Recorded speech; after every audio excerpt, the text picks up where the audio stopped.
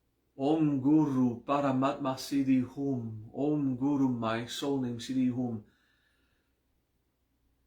Teach me, as I reinforce every day, Om Vajramiraya Swaha, the terrible dharma that will humiliate me back into my power. Humiliate me back into integrity. Humiliate me back into virtue, back into compassion. Give me, oh my soul, compassion. Bring me back into charity and forgiveness. Bring me back into this incarnate self of emancipation.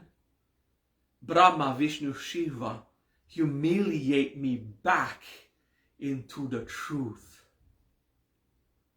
Because when I leave truth, I hurt. I suffer. Only through Vajra can I cut through the illusion back into this integrity. And Vajra is a terrible dharma. It is terrible because it defies arrogance directly. Enjoy this week's practice. Enjoy it. Very nice. Very nice. Stay prudent and just. Don't use this as a way to permit suffering imposed on you. Use it to stop fighting the inevitable and find virtue in the process. All right. Bless you guys. Love you.